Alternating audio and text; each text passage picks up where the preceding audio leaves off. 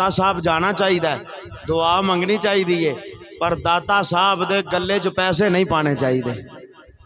वो किदे काम आउंदे ने पैसे? वो दाता साहब जेडे गले लगे ने ते करोड़ां रुपया निकलदा पिया, दाता साहब नूं उन्हां दी किहड़ी लोड़ है? दाता साहब रहमतुल्लाह ताला अलैह उन्हां नूं उन्हां पैसिਆਂ दी किहड़ी लोड़ है?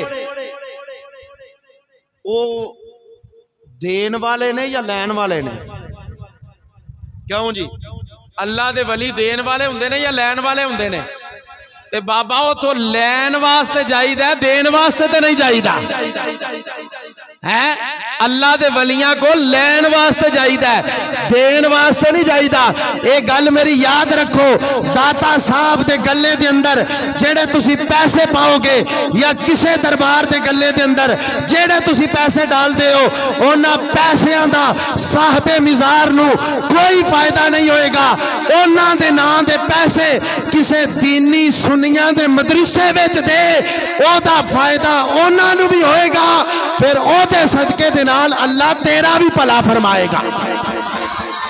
असल बात यह है, उन्हां पैसियां दे उत्ते मौजां करदे ने गद्दी नशीन, उन्हां पैसियां दे उत्ते मौजां करदे ने ओ लोग जेड़े जनाबे वाला उत्थे काबज ने। हालांकि जेड़े बुजुर्ग ने उन्हां नूं दुनियादारी दा लालच कोई नहीं हुंदा है। और फिर दाता साहब या जिडे जिडे वड्डे वड्डे दरबार ने ते सारे महकमा औकाफ विच ने। क्यों जी? गवर्नमेंट दे खाते दे अंदर ने। ते जे असां ही करोड़ां रुपये जनाब गवर्नमेंट दे खाते दे अंदर जाके पा देने ने, ते फिर उन्हां दरबार कादे वास्ते मल्ले ने?